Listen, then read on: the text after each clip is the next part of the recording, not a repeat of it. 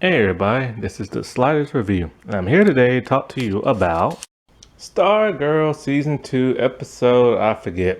I seriously forget, man. Maybe I'll be able to remember the name of the episode if they actually would name these episodes something, stop calling it Summer School. But anyway, this episode kind of turned out exactly how I thought it would, except for the ending. I wasn't really expecting that, but then when I started watching it, like you know how like on your TV it tells you what the name of the show is going to be and what the episode is going to be about, and they talking about a heartbreaking decision at the end. I'm like, oh no, don't do this to me. Yolanda is like my second favorite character on the show, and they do it. I'm like, y'all suck. Okay, so. This is episode. I had a feeling this would be like a more quieter type, softer episode from last week. Last week was very action packed, as you know I love. And so this one's a little bit more quieter. It was more emotional. And I'm okay with it. I'm okay with it not being no action in this episode. Probably because it's a Yolanda episode, and I really like myself some Yolanda, and I really like the actress who plays her.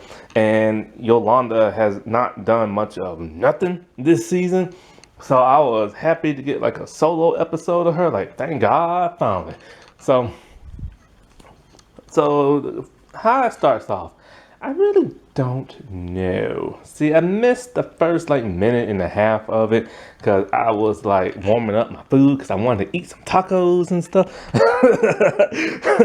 But yeah, I'm always missing the first couple of stinking minutes of the episode because I'm always like cooking or fixing my dinner or something. I have gotta start cooking earlier or something.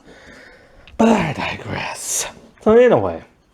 At some point, I do see Yolanda, I think, go to like the church and she's wanting to confess and everything. Basically, this episode is her still dealing with what happened last season when she killed Brainwave. She still can't shake those demons because she's a highly religious person and she knows killing is wrong, but she's conflicted because she believes that if a person is truly evil and they're trying to hurt and kill other people, then it should be okay to kill them. So she's very conflicted right now. And it kind of starts off, the part I do remember starting off is at the calf. She is like, waiting on people. And then the lady who runs the place, she's like attending to a customer. And then we see her eye glow purple. It's Eclipso. And so he possesses her and he makes her spill hot coffee on the guy. She doesn't know what happened. Yolanda sees the little creepy boy who's Eclipso because he's in the room, and she gives him a raspberry blue lollipop and he's happy. Now I gotta say, I'm a bit confused and complex as to why Eclipso is staying in his little boy form, and when he is in his little boy form, he acts like a little boy. Like, I get he's playing a ruse so nobody won't figure out who he is, but you think he'll probably be a little bit more evil or say something evil or just give an evil grin or something. That's that little cackling laugh. So I'm a little confused by that. It's almost like when he's in his adult monster looking form, he's a grown adult monster godlike figure, but then when he's in that little kid form, he's like a little kid and stuff. And so I missed the point where Yolanda is like, she sees Courtney and Icicle Jr. hang out. Courtney is fanning over her. I missed that part. So I don't know how I missed that part. Anyway, I missed that part. But I got to the point where, we see Mike and Pat, they're working on Stripe trying to fix it and stuff, and they had a giant wrench, and Mike's talking about how this thing is going to take forever to fix, and Pat's trying to give him like some words of like encouragement and stuff. And so that's really nice, that little bonding moment between father and son, but I still want Mike to stay out the JSA. I do not want him to build his own Stripe suit or no crap like that. Like, just stay home and be an annoying little brother. Just do that. And so, like, in the comic books, it's a little bit worse. I think he ends up dying in the comic books. and stuff. Ugh, you know, and also the family. Man, you need to read the comic books. I just found like I don't read the comic books, but I just like researched and stuff. Man, there is some cool dark stuff that be happening in those Stargirl comic books. You will not believe how dark they get and stuff. And I didn't even know she had a time traveling sister. I hope they bring her into the show and stuff. Because there are some episodes that do take place from the comic books, like last season when she meets Sam and the whole locket thing. That came directly from the comic books. So anyway, Yolanda is still grieving with the death, and she's going to the pastor dude, and like she's trying to confess, and then she finally is now able to talk to him and confess. And so at some point, she starts to hallucinate every now and then, and when she hallucinates, it has like the little blue filter tint to the camera, which is nice, let you know that she is hallucinating.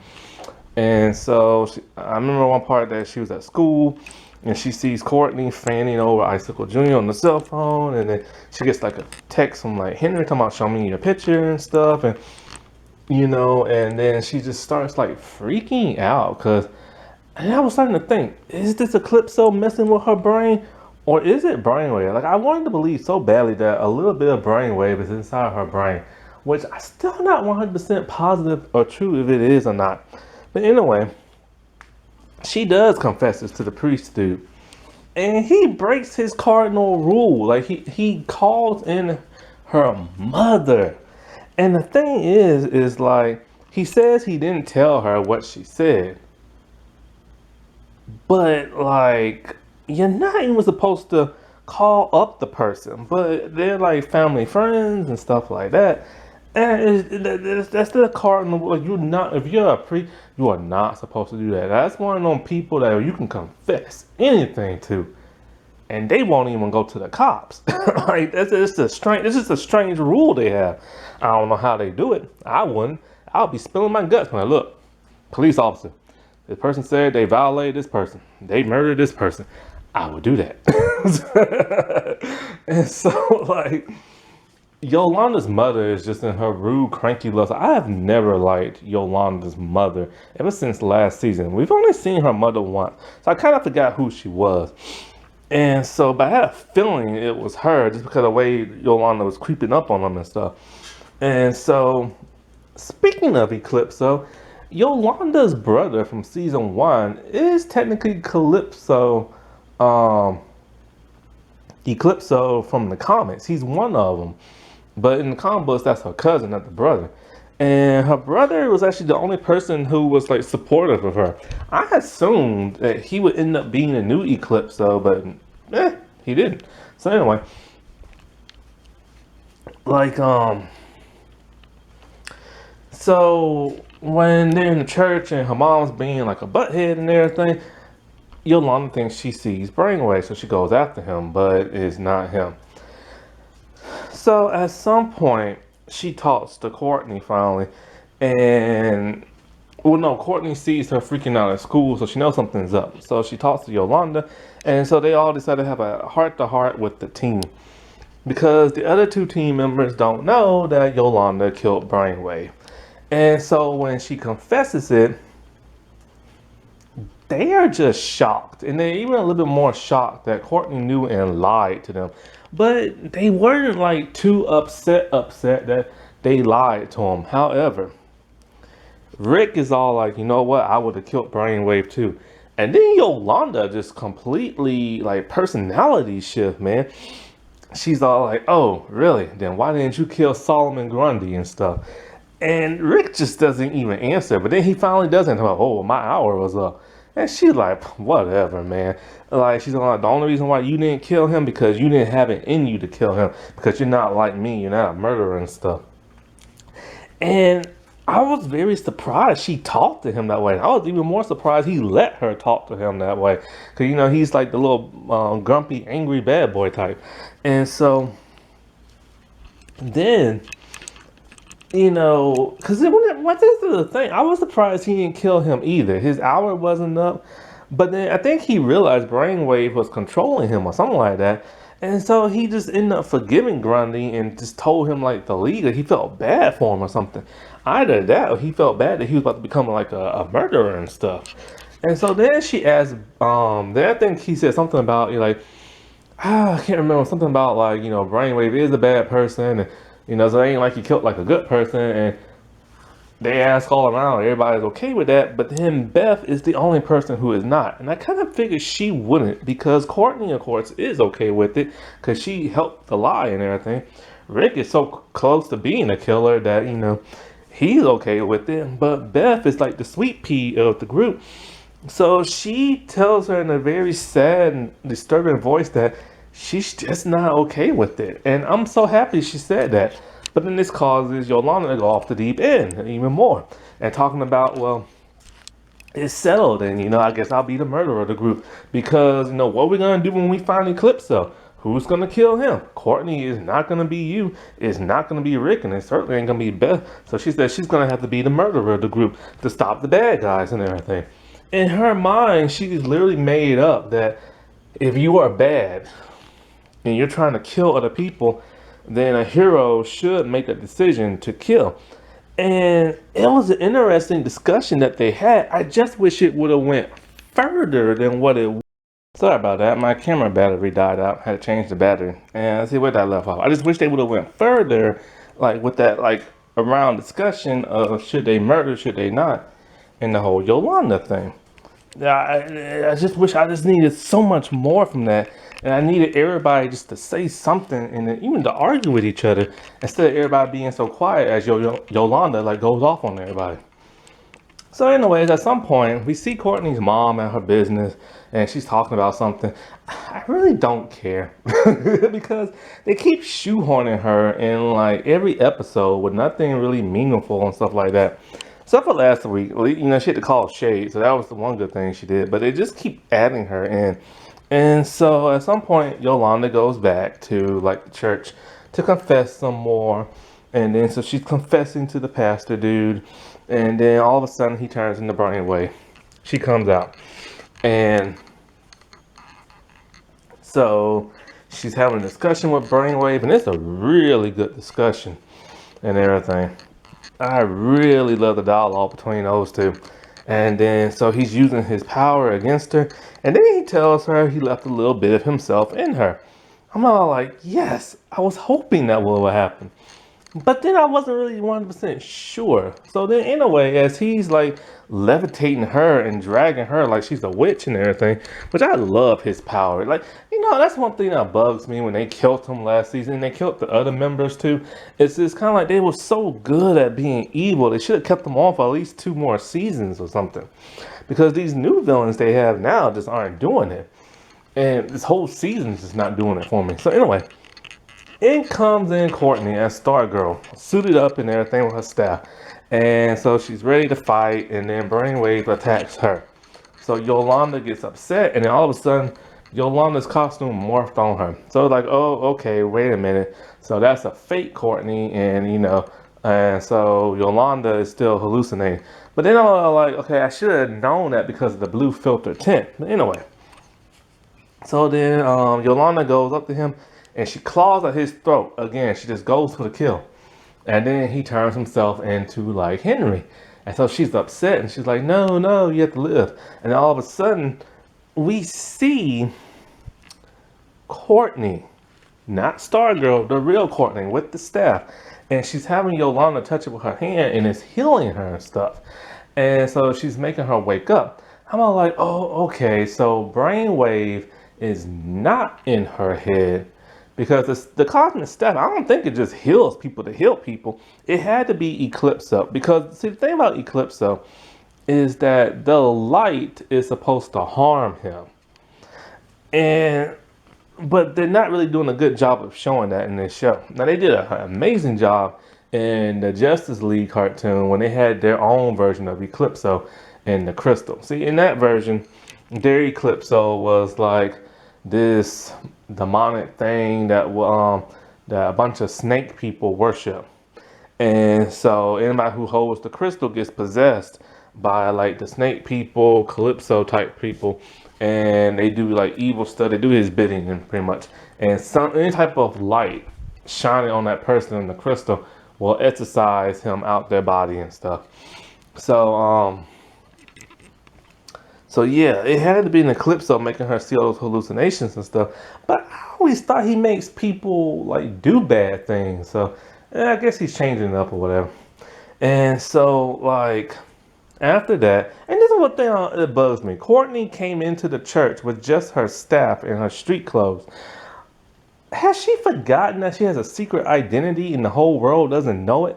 This is that whole Greg Berlanti crap where it's just like, secret identity? What secret identity? Now everybody's gotta be open and free. And I'm just like, no, dude, secret identity and costume. She should have came in with a costume. But anyway, she comes in there with her street clothes and the staff is still trying to heal itself from the attack from last week.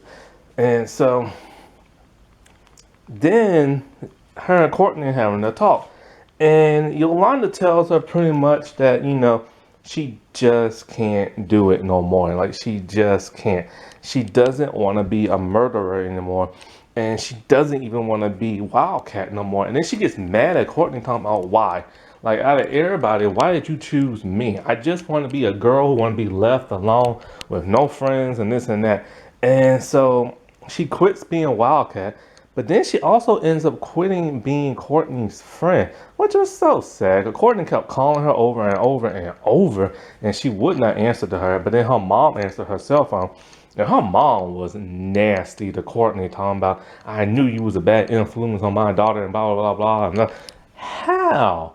Whenever they hang out at school, she don't do nothing wrong. They don't get in trouble or nothing like that. Like, I hate her, Yolanda's mother so much. And then Yolanda's mother ends up calling the waitress lady, talking about how Yolanda's not going to be working there no more. And so the waitress lady's all heartbroken. Now I'm thinking to myself, okay, I get why she quit being a Wildcat, but why did she quit her job as well? And I'm thinking to myself, why didn't we, like, both phone calls, we don't see the mother talking. And I'm thinking to myself, was it really her? Could it have been Eclipso? Or could Brainwave really truly be inside like Yolanda's head and just went in somebody else's body? And it's just like, that was just like a weird thing because we don't see her or Yolanda. So that's making me wonder now. And so Courtney's all upset and she tells her family that Yolanda doesn't want nothing to do with her no more.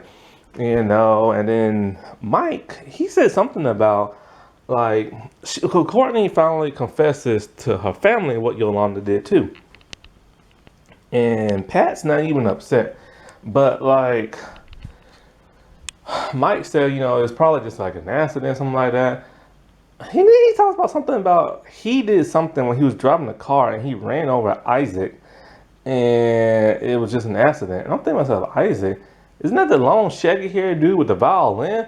The fiddler, and I finally remember his name because they had a missing poster of him. And I'm thinking to myself, he didn't kill him, Eclipso did. I'm thinking to myself, was there an animal also named that? That's probably that part of the episode I missed.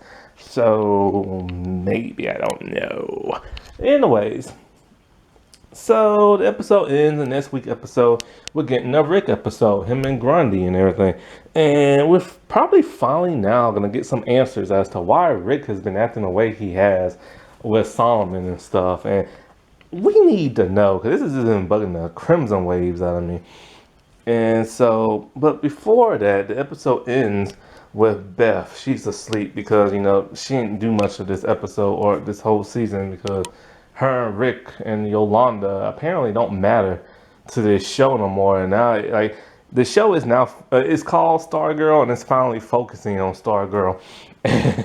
So they kind of like screw the JSA in the CW. And so, like, she's asleep, and Eclipso's outside her window giggling and stuff. And so I guess he's finally gonna get everybody one-on-one. And so they're doing like individual character episode. Finally, they did that last season. They haven't done this at all this season.